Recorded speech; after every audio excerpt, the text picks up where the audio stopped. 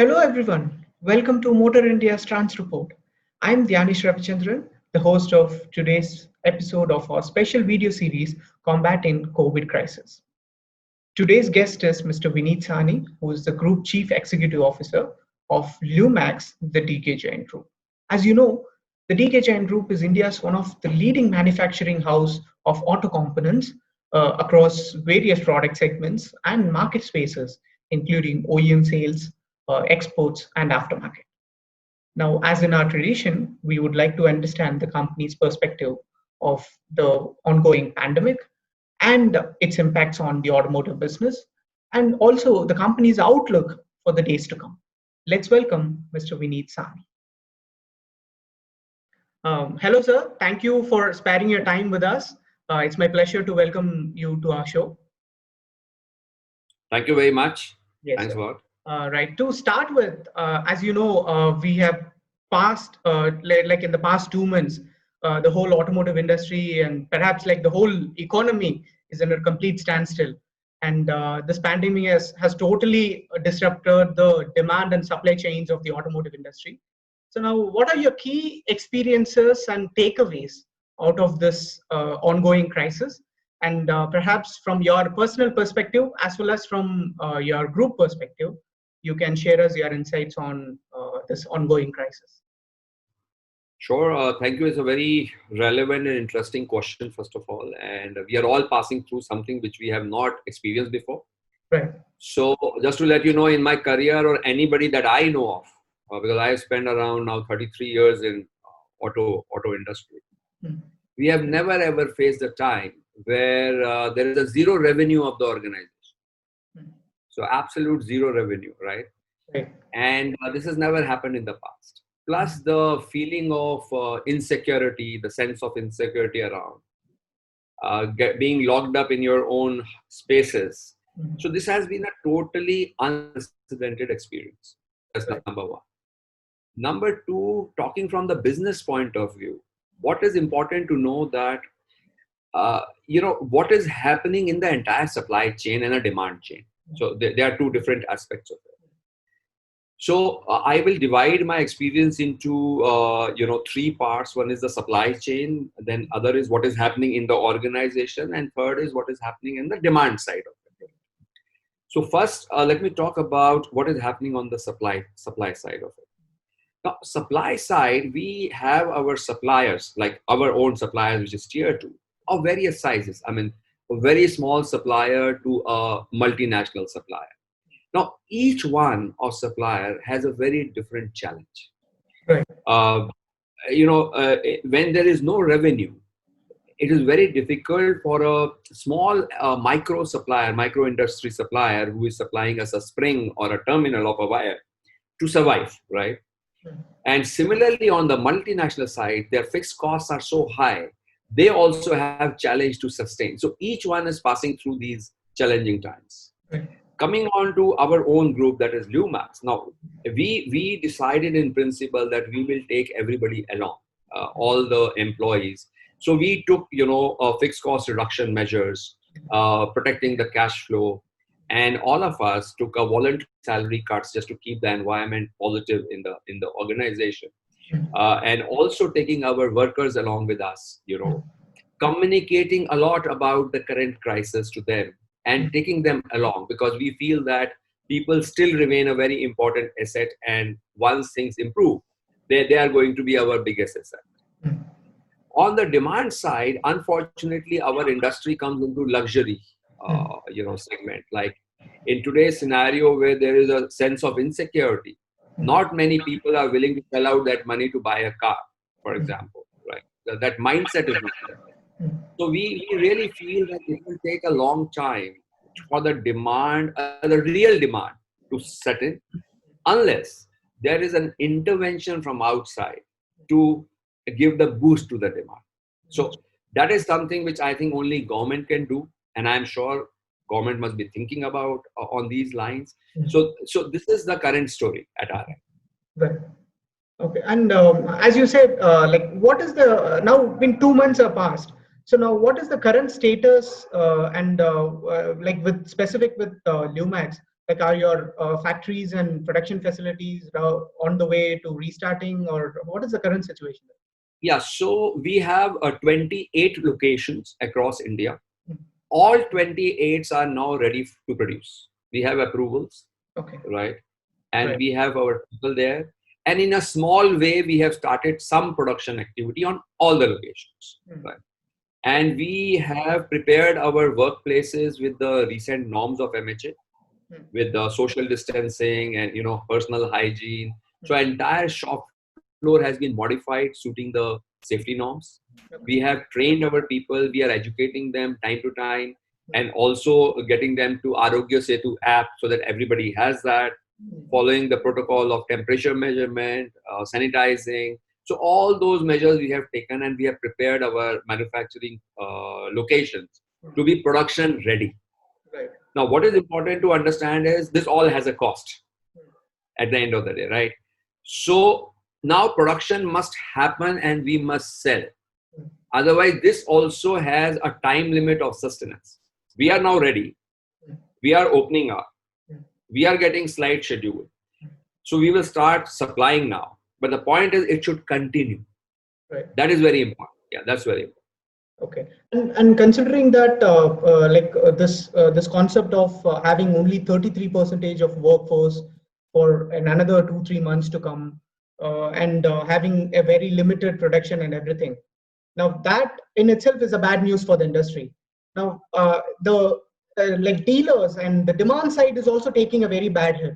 So, which means, do you think that this low or limited production is going to be further like amplified, or the challenge is going to be amplified with lower demand in the consumer side as well?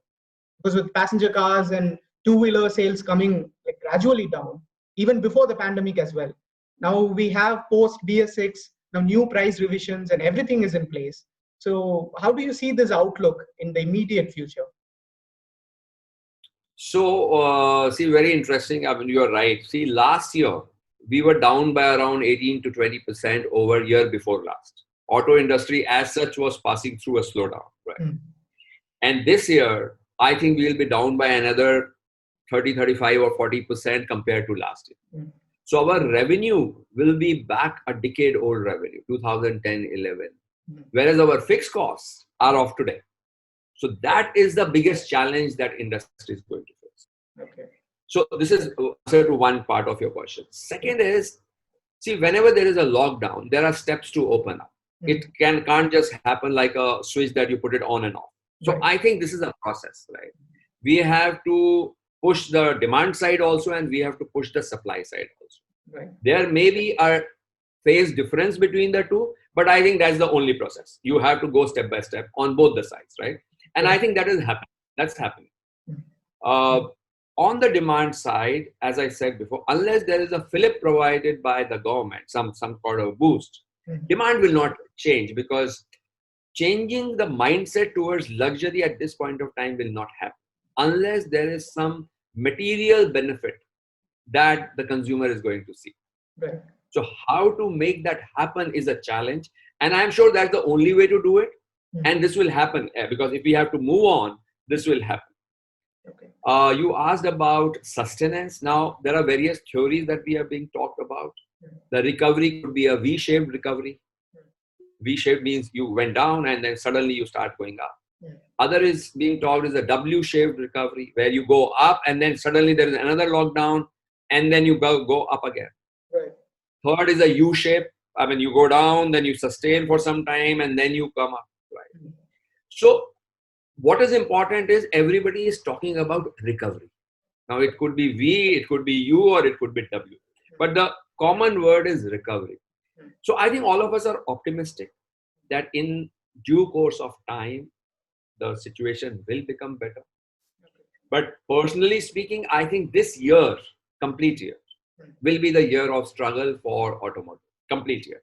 It's not that things will change from July or August. No, we have a very deep supply chain and very deep demand chain, right? So this whole year will be a year of struggle. That's what I feel. Okay.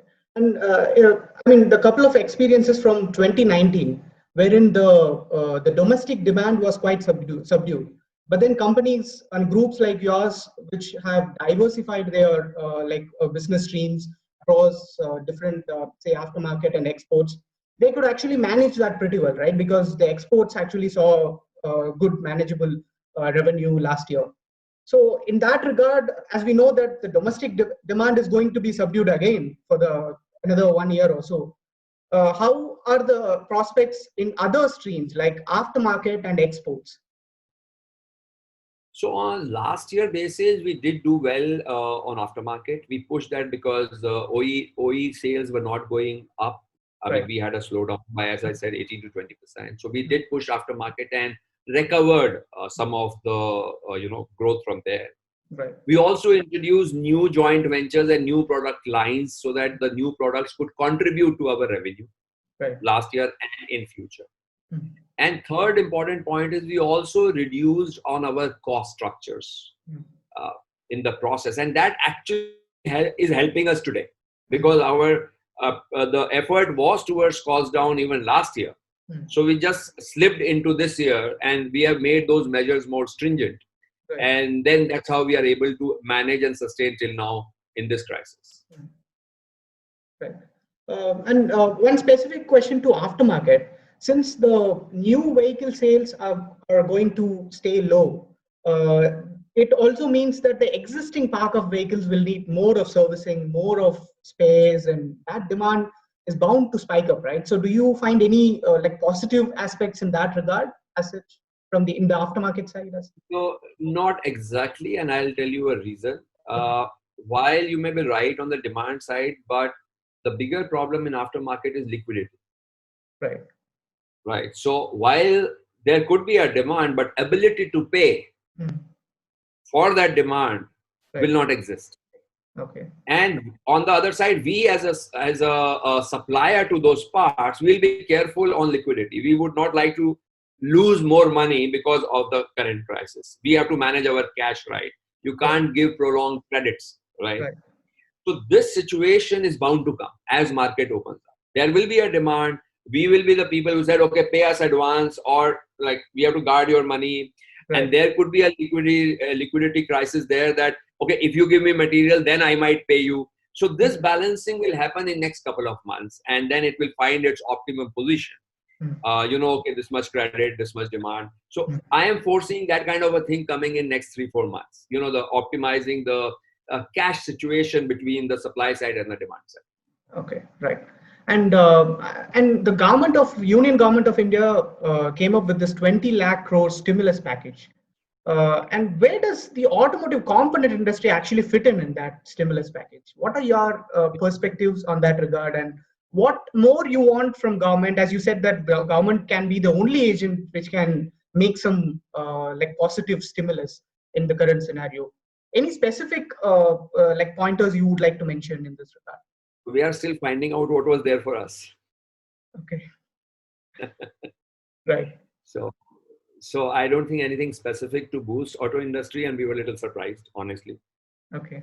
But I'm sure government would be thinking about it, and something will come up later because this industry has a huge employment provider, right, and contributes a lot to GDP, and also contributes to the taxation for the government, for that matter. So maybe at appropriate time, the stimulus has to come to automotive. Right. Automotive has been suffering for past couple of years because of various changes, as you rightly said, BS4 to BS6, and then came the story of EV. Then it died away, and there was a lot of confusion in consumers' mind whether to buy the vehicle or not to buy the vehicle. And consumers postponed their decision, leading to the slowdown. Right. And once they postponed to the decision, as we entered into BS6 era, starting 1st of April, we had this COVID-19. Right. So that era never came in, the BS6 era never came in actually. Yeah. So all efforts done in the past, we haven't seen the result as of now. Yeah. Right. Yeah. Okay. So is this going to be the new normal? I mean, people say this phrase is very popular, that a new normal is going to be. We can use those words, new normal, but honestly, it's a matter of concern. It's a matter of concern. See, at the time when you are opening up, you need manpower. At the same time, we are transferring the manpower out of the work locations. Right. Very contradictory. Very. Yeah. At the time when you need money to start up the manufacturing, Mm. you are worried about there is no money left because there is no revenue. So Right. it's a state of contradictions which is happening. You are preparing for manufacturing, you don't know whether demand will be there or not. Right. So there's a lot of state of contradiction which is there. I think in crisis this happens. Yeah. So we have to be very careful in moving step by step Mm. towards opening up, balancing all aspects of the complete chain. Mm. Okay. So are you telling me that we are still in an assessing mode only? Still, the time hasn't come for companies so that they can actually go in on a concrete strategy or plan so that they can come out of that worry, right? Because No, still no, things no. are Yeah, you are right. This strategy is changing every day, honestly, based on right. the situation, and you have to see both the sides. You have to move also, but you have to, be careful in moving ahead. You Right. have to ensure you are ready for production, but Mm. how much to produce, how much to order. I Mm. mean, if I order today, I am already into a cash management situation, and you place a big order of supplies, Mm. then you get committed. So you have to be very careful. Yeah. At this time, management of cash is very, very important. Mm. I would say the situation is pretty fluid at this point of time. But then this is normal. This will happen like this only. Okay. There is no other way you can open the businesses. This is the only way it's going to happen. Right. Now, Yeah. BS6 is one of a major transformation, a milestone for automotive industry. Now, although it is a push from the regulatory side, still the industries took that as a challenge in the last 3 years. They infused a lot of investments on those technologies, and we were almost pretty ready, like right on time. And no industry, to my knowledge, were asking for any extension of deadline or nothing like that. Everybody were ready. Yeah. So that Yeah. actually tells something about the resilience of the industry, despite having challenges across. Now, in terms of technology adoption, we also have several other mega trends and disruptions waiting for us. Like globally, we have the electrification coming, and many other issues are still existing apart from this pandemic as well. Now, do you think this pandemic scenario and the confusions that it is creating, this will have a long-term impact on the efficacy of our like companies to plan ahead in terms of technology adoption, in terms of say giving buyers or companies a choice of varieties of products? Say, I think like moving closer to how the Western markets are right now. So, what are your thoughts on that? Yeah. It will have its impact. It will have its impact because I think the first priority and focus of any organization will be to back on the feet Hmm. on pre-COVID days. Right. It's normal to have, right? However, in parallel, product developments are on because the development cycle in auto industry is 2 to 3 years, Hmm. right? So Right. certain product developments are on, right? So Hmm. I am sure those products would come, right? Right. But the focus would be to bring the organization back onto their feet Hmm. first, and that's what I said, that this particular year Hmm. will go into that process for sure. Right. Okay. Yeah. So on your final notes, like what is the road ahead for the automotive component industry, and also specifically for DK Jain Group? Now, considering that you have a wide range of like product portfolio and customers to take care of, apart from like aftermarket network and dealers, that's another whole world. Now, what is the road ahead for your company as well as for the entire industry in general? So that's a very good question. See, broadly, we feel that it does not, current situation will not change our vision. Now, Right. that's very important. Mhm. So our vision stays where it was pre-COVID. Right. But there could be a delay. If you wanted to achieve something in 2025, I am sure that's going to slip into 2027. Mhm. It is likely to happen. Right. On the positive side of it, this crisis has given us a lot of cost analytical ability. Mhm. Because there is no revenue, we go deeper, deeper, deeper into cost and cash, Right. which ultimately is going to help us when the times are good, Mhm. right? Also, on the people front, who are most important asset for DK Jain Group, Mhm. Many good leaderships have emerged at the time of crisis. We have seen some good leaders emerging. It always happens. Right. So team has come closer to manage the crisis, and we feel now this team can do a good job to take us ahead, when the things are fine. So there are positive aspects attached to this crisis for sure, like with any crisis, because a lot of learnings are associated with that.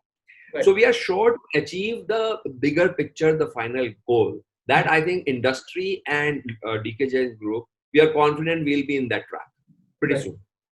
Okay, right. Thank you, sir. I mean, like, we all are hoping for the best, and the more sooner the recovery is, it is good for the automotive industry and also for the entire economy, considering that Yes. our stakes in the economy in terms of GDP figures, in terms of employment, are much higher.